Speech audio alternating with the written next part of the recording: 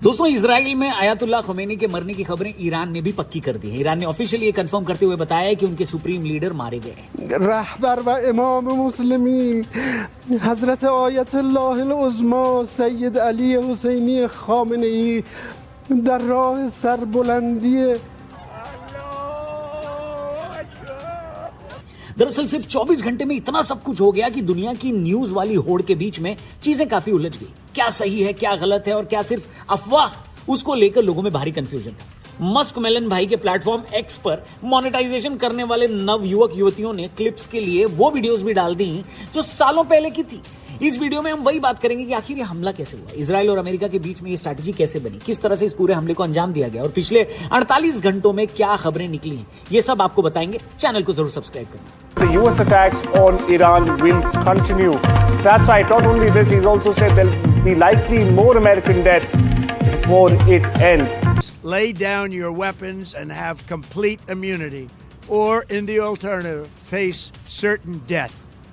So, lay down your arms. You will be treated fairly with total immunity. दोस्तों, Iran ने इस बात को ऑफिशियली कंफर्म किया है कि उनके सुप्रीम लीडर को हमले में मार दिया गया है। वैसे इजराइल ने यह बात कल ही कंफर्म कर दी थी।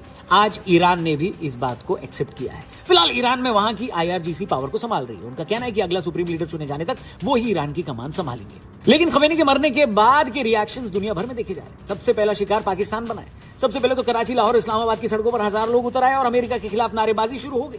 सबसे ज्यादा बवाल कराची में हुआ। वहां भीड़ इतनी अग्रेसिव हो गई कि उन्होंने अमेरिकी काउंसलेट के बाहर लगे सिक्योरिटी घेरे और बैरिकेड्स को तोड़ दिया। वहां आई भीड़ दीवारों पर चढ़ गई और खिड़कियां तोड़ने लगी। भीड़ को काबू करने के लिए पुलिस ने पहले आंसू गैस छोड़े, लेकिन जब बात हाथ से निकल गई और भीड़ अंदर घुसने की कोशिश करने लगी तो पुलिस को फायरिंग करनी पड़ी, जिसमें 12 लोगों के मारे जाने की खबरें हैं। वहीं दर्जन भर लोग घायल भी हैं। ये वही पाकिस्तान है जिनके field marshal mister Donald Trump के फेवरेट हैं। मतलब गजब आइटम है आदमी ने। At least 10 people have been killed near the US consulate in Pakistan's Karachi. This is after protests broke out following the killing of Iranian Supreme Leader Ayatollah Ali Khamenei in Israeli-US attacks. The United States on high alert following the airstrikes that the US and Israel launched against Iran. Those killed top leaders, including the Supreme Leader of Iran, Ayatollah Ali Khamenei. Karachi की सड़कों पर आगजनी का मंजर है। Police की गाड़ियां और चौकियां फूंकी जा चुकी हैं। हालात इतने खराब हैं कि राजधानी इस्लामाबाद में डिप्लोमेटिक एनक्लेव को बड़े बड़े कंटेनर लगाकर पूरी तरह सील कर दिया गया है। फिलहाल पाकिस्तान की सरकार ने वहां सेना और रेंजर्स को तैनात किया है ताकि दंगों को रोका जा सके। अमेरिका ने भी अपने सिटीजन को अलर्ट रहने को कहा है। कई लोगों का कहना है कि इतना तो खमेनी के लिए ईरानियों ने छाती नहीं पीटी जितना पाकिस्तानियों ने पीट लिया। बताओ, अब ईरान में इसका क्या असर दिखा ये भी जान लेते हैं। दोस्तों, ईरान के अंदर तो जैसे मातम और जंग की तैयारी एक साथ चल रही है। वहां के अभी के बड़े नेता ने इसे पूरी मुस्लिम दुनिया के खिलाफ जंग का ऐलान कहा है। ईरान की आर्मी ने कहा है कि उन्होंने पहले ही जवाबी कार्रवाई शुरू कर दी और अमेरिकी बेस उनके निशाने पर है। ईरान की आर्मी ने तो यहां तक कह दिया है कि अब गल्फ देशों में जितने भी अमेरिकी ठिकाने हैं वो उनके निशाने पर है। ऐसा नहीं है कि सिर्फ पाकिस्तान और ईरान में यह हाल है, भारत में भी शिया कम्युनिटी के लोग गुस्से में ने एक शोयर को धोखे से मार दिया, बात करने की बातें बनाता रहा, जंगी भेड़ों से डराता रहा, लेकिन वो हुसैनी खून था। वो डरा नहीं, वो झुका नहीं। नहीं, मेरा शेर था, शेर। कल भी शेर था, आज भी शेर है, कयामत तक शेर रहेगा। लखनऊ के पुराने इलाकों में एकदम सन्नाटा छा गया। खासकर शिया आबादी वाले इलाकों में माहौल काफी भारी हो गया था। लखनऊ के बड़े धर्मगुरु भी इसमें कूद पड़े। जितने मुंह उतनी बातें होने लगी। मौलाना कल्बे जवाद ने कहा कि ये पूरी दुनिया के लिए बहुत बड़ा नुकसान है। उन्होंने 3 दिन के मातम का ऐलान भी किया और लोगों से अपील की है कि वो अपनी मर्जी से दुकानें बंद रखें और शोक मनाएं। कि इस अजीम लीडर की मौत हम भूले नहीं है और ये बात हम अपनी नस्लों को ही बतलाएंगे और हमारी नस्लें इस बात को हमेशा याद रखेंगी। अब दोस्तों, इजराइल और अमेरिका ने अपने इस ऑपरेशन को ऑपरेशन एपिक फ्यूरी नाम दिया है। इस एपिक फ्यूरी ने पूरे गल्फ देशों को ईरान का निशाना बना दिया है। पिछले 24 घंटों में फेक न्यूज की ऐसी हवा भी चली कि पूरे दुबई और यूएई में साइबर सिक्योरिटी के लोगों को एक्टिव होना पड़ा। ईरान ने इस ऑपरेशन के जवाब में अपना खुद का ऑपरेशन टू प्रॉमिस 4 शुरू किया। इसमें ईरान ने यूएई के बड़े शहरों जैसे अबू धाबी और दुबई को भी निशाना बनाया। रिपोर्ट्स की माने तो ईरान ने टोटल 137 मिसाइलें और 209 ड्रोन दागे।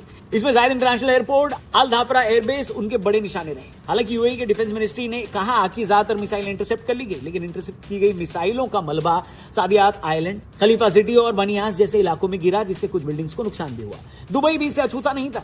बुर्ज अल अरब नाम के होटल पर भी एक ड्रोन के मलबे से से मामूली आग लग गई जिसे जल्दी बुझा लिया गया। दुबई इंटरनेशनल एयरपोर्ट पे भी नुकसान हुआ, लेकिन एहतियात के तौर पर फिलहाल एयरपोर्ट को बंद किया गया। वहीं बहरीन में अमेरिकी नेवी के 5th फ्लीट के हेडक्वार्टर को निशाना बनाया गया। मनामा में रिहायशी बिल्डिंग्स के पास ड्रोन गिरने से आग लग गई।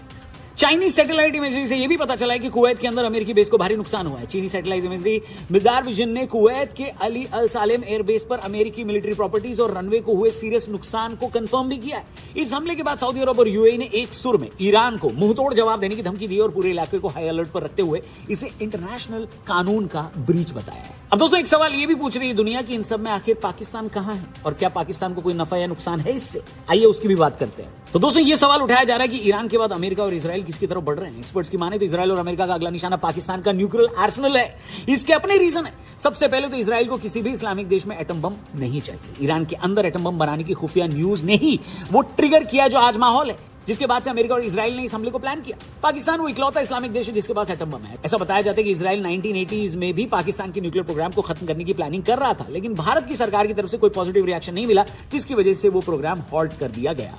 लेकिन 7 अक्टूबर के हमास के हमले ने सब बदल दिया। इजराइल को पता चल गया कि अगर उसने इस्लामिक देशों की बढ़ती हुई ताकत को नहीं रोका तो उसके लिए चीजें मुश्किल होने वाली। इजराइल किसी भी हाल में दुश्मन इस्लामिक देशों के हाथ में न्यूक्लियर ताकत नहीं आने देना चाहता। अब कई एक्सपर्ट्स इसको पिछले कुछ इंसिडेंट से जोड़कर देख रहे हैं। अभी कुछ ही महीनों पहले की बात है, पाकिस्तान और सऊदी अरब के बीच एक डील साइन हुई थी जिसमें एक देश पर हमला दूसरे देश पर भी हमला माना जाएगा। इसमें खुद पाकिस्तान के पीएम ने इस बात को कहा था कि पाकिस्तान का न्यूक्लियर अम्ब्रेला सऊदी के लिए।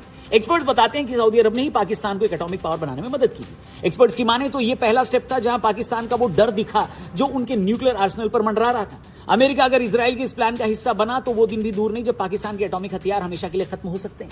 वहीं अपना न्यूक्लियर प्रोग्राम कंटिन्यू करने के लिए भी पाकिस्तान के पास फंडिंग की कमी थी। ऐसा पॉसिबल बताया जा रहा है कि उसी फंडिंग के लिए सऊदी ने पाकिस्तान को पैसे के बदले उनसे हथियार मांगे। मिडिल ईस्ट के अंदर इजराइल ने यह भी बोला कि उसका अगला निशाना टर्की है। दोस्तों, एक और बड़ी खबर, अब तुर्की पर हमला करेगा इजराइल। जैसा कि हम जानकारी दे रहे हैं कि इजराइल का अगला टारगेट यानी कि पहले ईरान और अब तुर्की पे हमला करेगा।